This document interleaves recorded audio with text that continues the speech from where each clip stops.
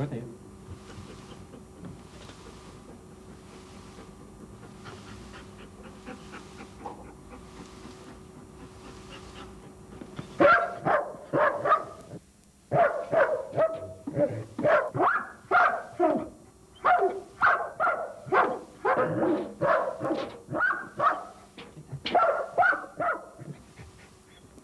Holland. The selecting of small stainless steel pipes is the best method of selecting people and is based on scientific fundamentals. We attempt to work only with the total odor complex of human beings.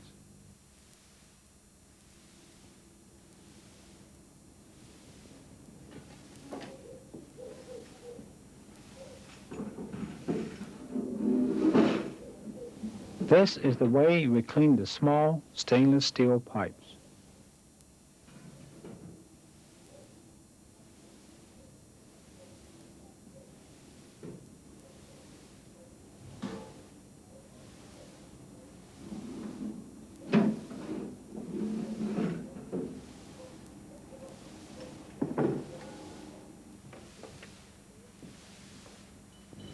The pipes are stored in glass containers because glass will not let odors go through.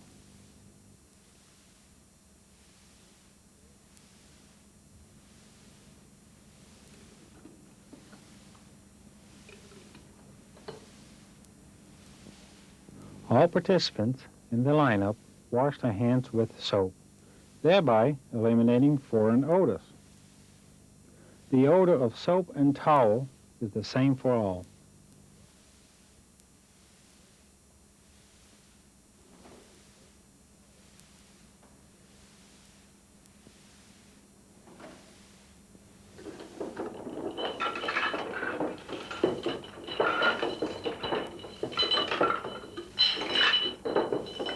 All pipes are removed from the glass jars at the same time.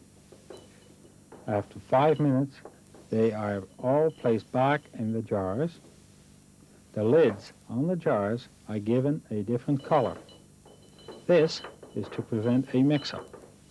In this case, jars with black lids belong to the suspect.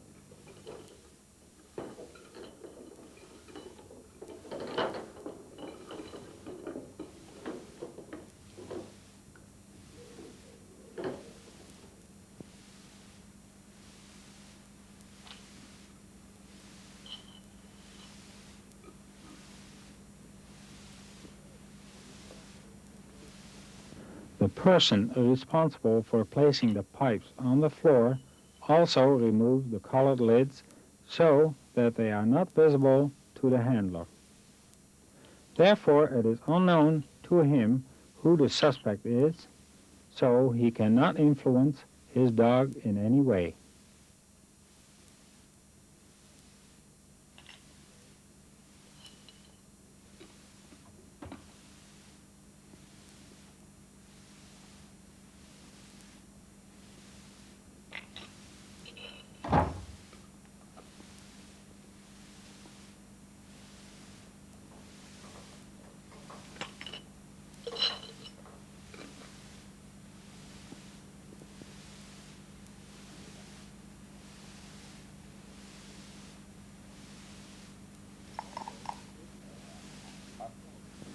Also, this test is repeated twice.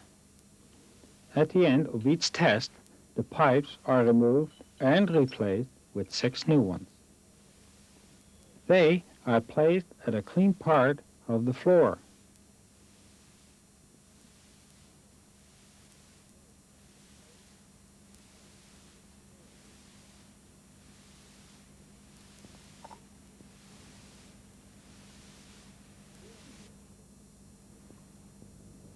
During the exchange of pipes, the handler and his dog are not present.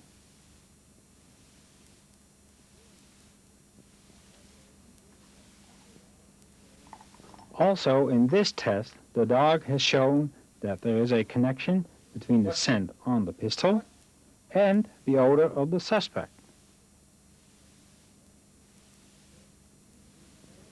In the Netherlands, This is a new method of collecting odors at a crime scene and will hold many more possibilities in the future for criminal investigations.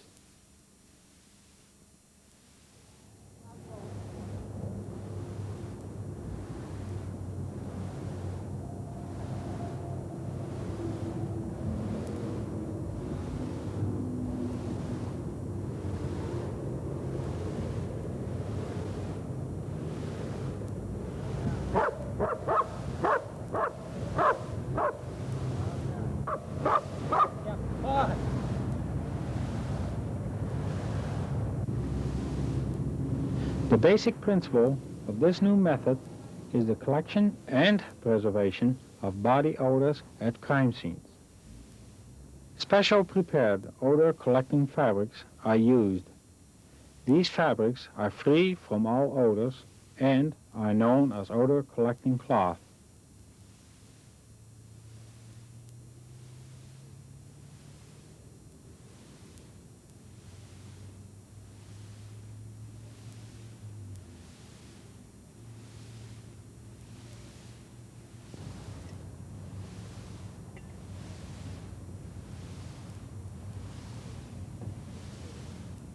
The advantage is that after the odors are collected, the evidence can then be sent to a forensic laboratory.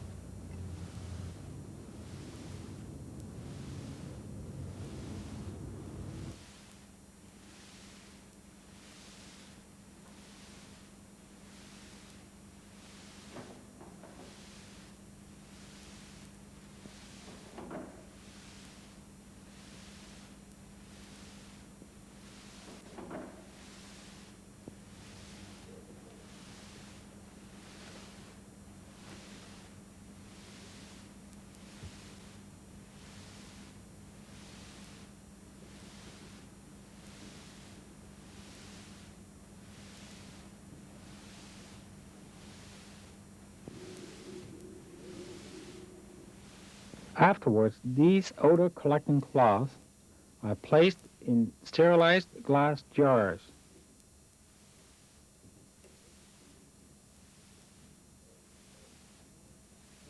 To prevent mix-up, names are placed on the glass jars.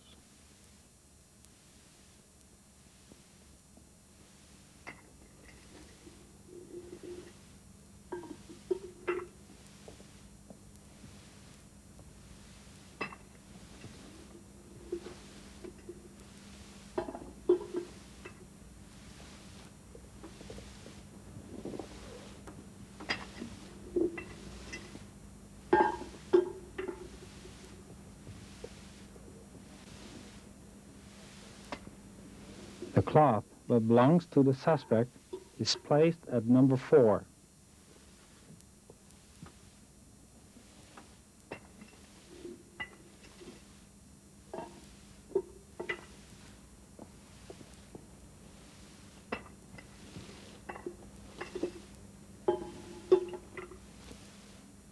This cloth has previously been wrapped around the butt of the pistol.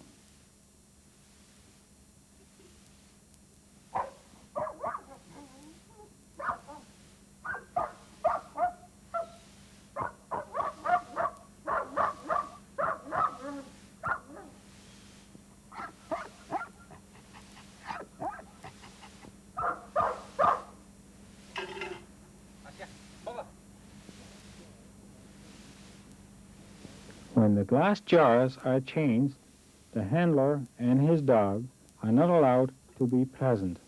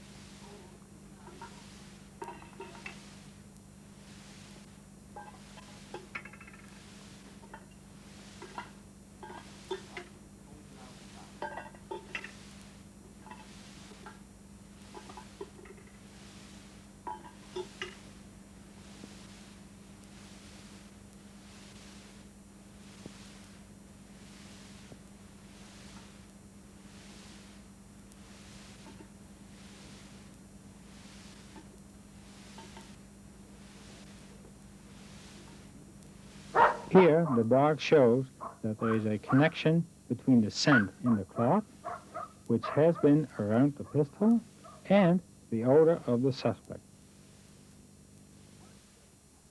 You now have an impression of the possibilities when using a tracking dog. When a dog is used in a professional manner, he can be a great asset in the collection of evidence in criminal investigations.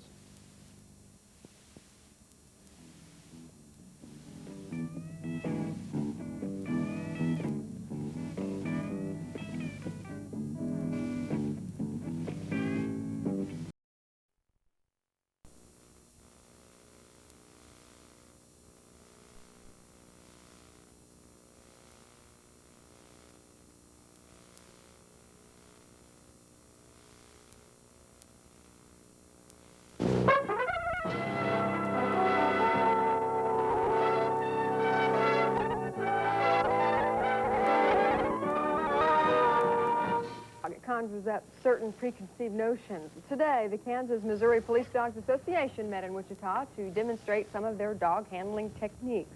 This is an aggressive response dog. It's used to find drugs in cars and trucks, and when it finds it, it's trained to scratch.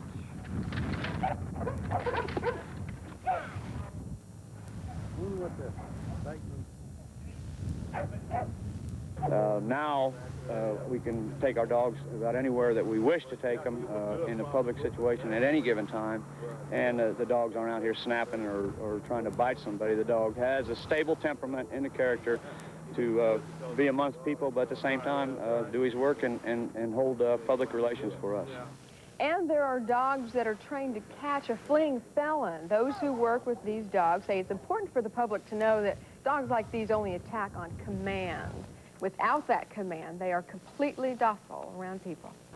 And the drug war seems to be getting more high-tech all the time, but there's a new weapon surfacing that comes straight from the farm. And Rose Stanley joins us now with more on this rather unusual story. Coming up next hour, right, Rose? Indeed it is, Mark. You know, we have all heard about the specially trained dogs that sniff out drugs, but the canines could soon have competition. Tonight on Cake News at 6, we'll introduce you to this country's first drug-sniffing pig.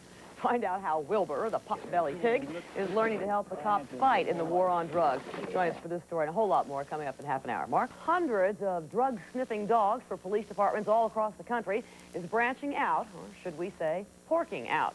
Cake's Megan Black explains. Okay.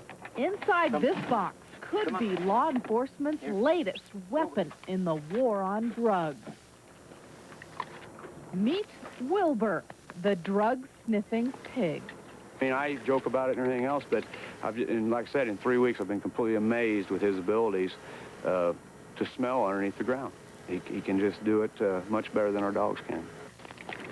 Tom Brenneman says since pigs have such good snouts, they pick up a drug scent, even if it's buried underground.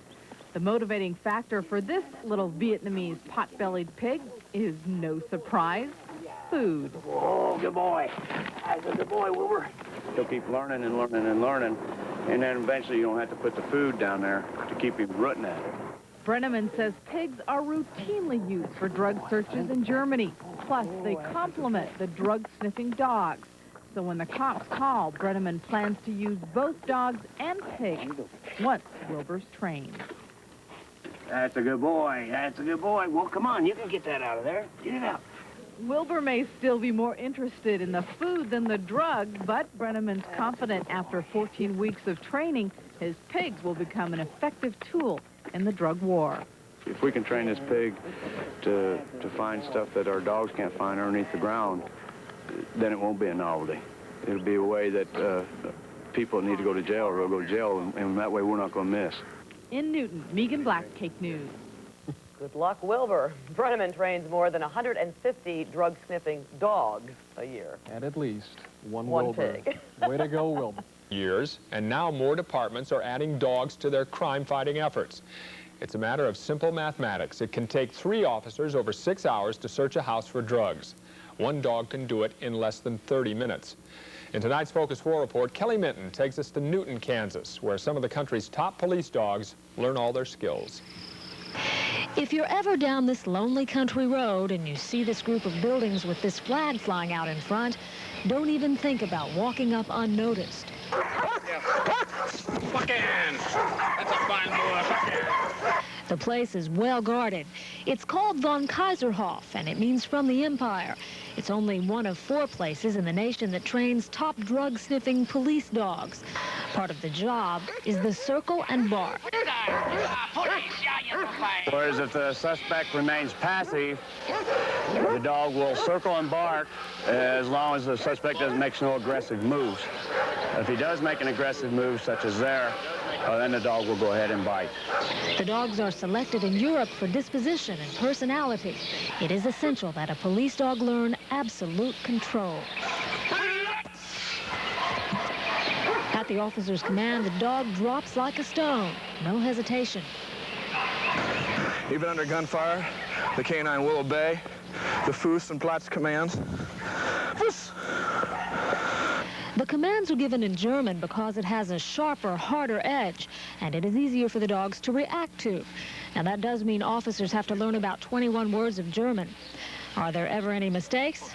Well, one-time trainer Kevin Sheldall was bitten. It hurt. I mean, it hurt a lot. One comment was made that I sounded like a squash duck. So, that's the exception, not the rule. So you've seen how intimidating and aggressive these dogs can be when you're on the wrong side of the law. But they can also be as gentle as a house pet.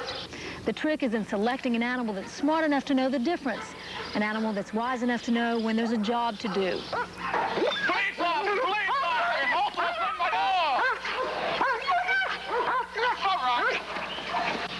Alf is a 3-year-old from East Germany. He's so well trained that while he has a suspect cornered, nothing can distract him, not even people trying to pet him. Mike Walker and his Belgian Malinois Hawk just met 7 days ago, but they're already working well together, and Hawk is showing signs of becoming a great narcotics dog. The dog here has found odor of narcotics and is indicating to the officer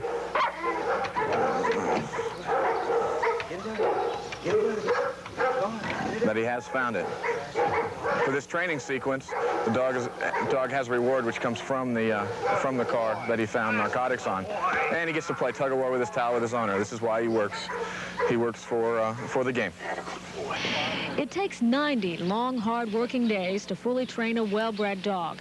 The cost is about $15,000, but that includes the animal, its training, and car alterations. Now, if that sounds expensive, consider this. It is still less than hiring, training, and paying a police officer. But the bond between an officer and his dog is very strong. These dogs are indeed a law-abiding man's best friend and a drug dealer's worst enemy. Kelly Minton, Action 4 News at 10. Kelly reports there are 12 dog teams in the Kansas City area. Over the past year, they've sniffed out millions of dollars worth of drugs, and they've also found money, bombs, and they've chased down plenty of suspects on the run. Ask any officer about his canine partner. He'll likely tell you that animal is priceless.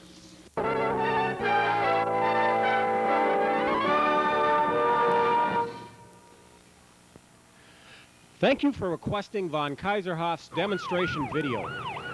Before we talk about our program and our dogs, we would like to show you an incident involving the proper use of a canine team. What you are about to see is an example of what street police officers are faced with every day. In many cases, departments who do not have the luxury of a canine unit would spend many man-hours trying to apprehend a suspect in a situation such as this. Here is where we see the luxury of a canine unit in a police department. The officer calls for a dog team backup, and when the unit arrives, he'll fill them in on exactly what's just went down, and we can see what happens from there. Wilson, stop the guy from running the red light. Back here at 290 Cross Park, we went 2 blocks and started running. I couldn't get him to stop. He got here, he dove out of his car, and went off into the woods. And I just sat up here and called you and waited till you got here. I think you got the plans in the woods. You have to drop out. Yeah, straight over that way. Yes, I think. Seen guns, knives, anything?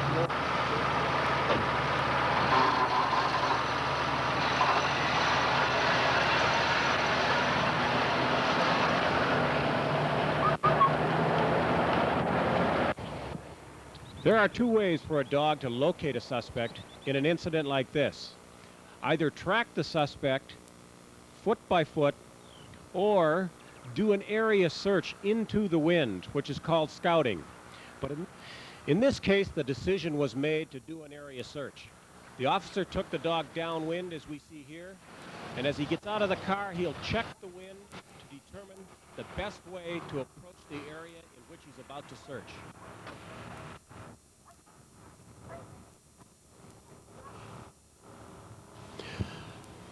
Officer survival is a primary goal in all aspects of our training programs at von KAISERHOFE.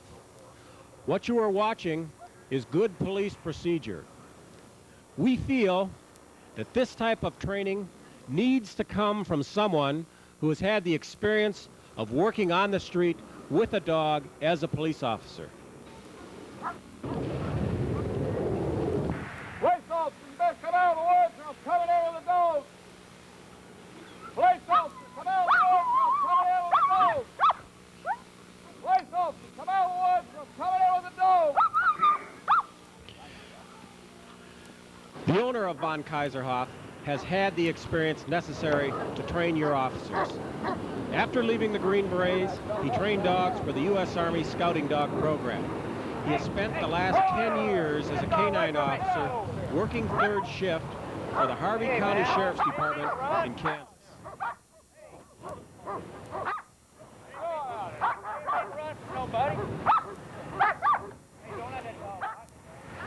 Look out here, go.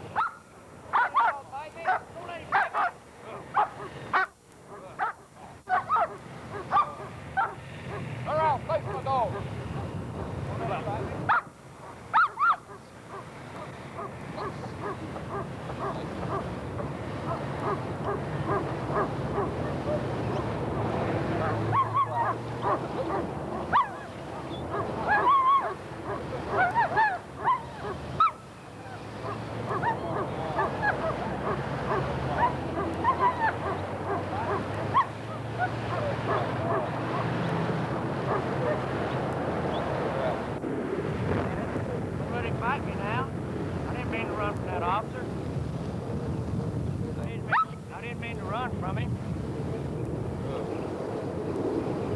Get this prisoner.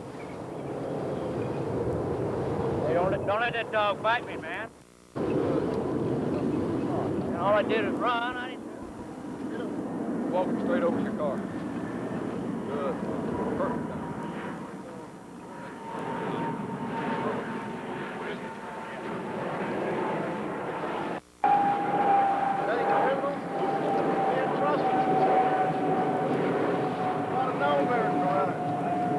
I'm sorry, man.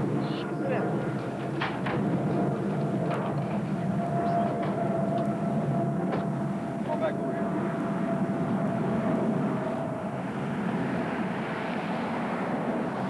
Guy you looking for? Yeah, sure is. I appreciate it. Sure. Call us anytime. Real good. That's real good. Good police procedure involves the proper use of a canine team. This does not mean getting a bite on every arrest.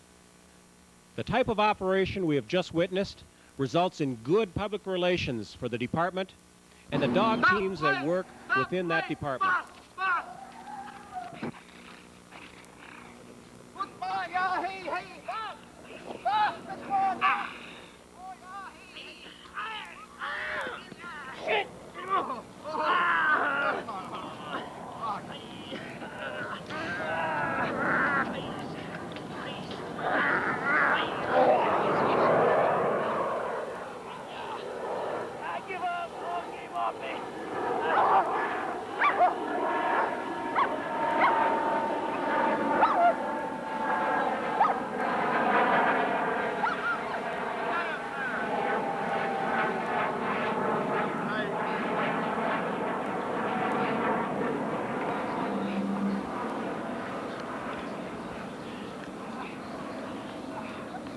If the situation arrives where our dogs need to bite, they can bite. Our training programs are done on the street and are as realistic as possible. The patrol dogs that we sell are ready for your officers when you send them to the 2-week handler's course that goes with every patrol dog that leaves our kennel.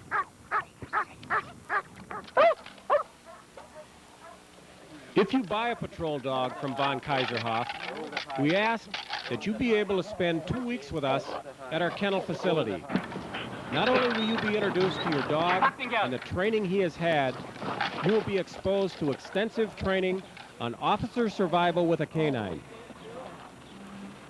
The dog you have just watched is 18 months old and was just imported from West Germany. He's been on the street for about 30 days and is in the middle of his training.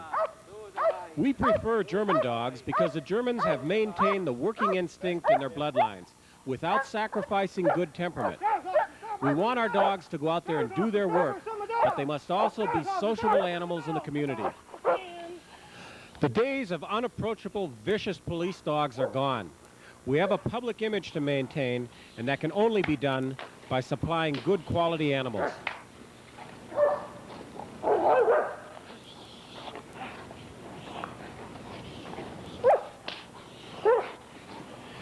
The helper, or suspect, in the previous training exercises has been Tom Branneman, the owner of von Kaiserhofe's. I've already talked a little about Tom's experience, but I would like to expand on this by saying that in Tom's 10 years of working nights with a dog, he has had 27 street bites. Not one of these bites has resulted in a lawsuit against he or his department or an investigation by Internal Affairs. Tom is a canine instructor for the Kansas Sheriff's Association. He continually attends seminars in Europe and the United States on police dog training procedures, Schutzen, and the European ring sport. Twice a year, Tom holds seminars at his facility in Kansas for police officers and other trainers. Tom's current street dog, Dux, who we see here, is a Schutzen 3 import from West Germany. One of the things expected of Tom and Dux is to visit all the schools in his county every year and introduce the dog to all the school children. This goes a long way for his department's public relations. Unfortunately, many of the street police dogs in America could never handle this situation. But this is the type of temperament we at von Kaiserhofe like to see in our patrol dogs. They have to have this temperament to get along with the people in the community they live.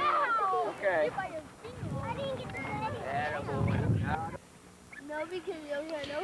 It should be mentioned that Dux had 2 street bites within a 2-week period prior to this video. The first involved apprehending a burglar who had fled the scene of a crime at 2 in the morning. Dux located him hiding in a residential neighborhood after a 2-block area search. The suspect resisted arrest and was bitten in the upper thigh. Dux's second bite came a week later when a silent entry alarm went off in a building at 4 a.m. Tom entered the building with Dux after giving 3 warnings that he was coming in with a police dog if the suspect did not come out. Dux located the burglar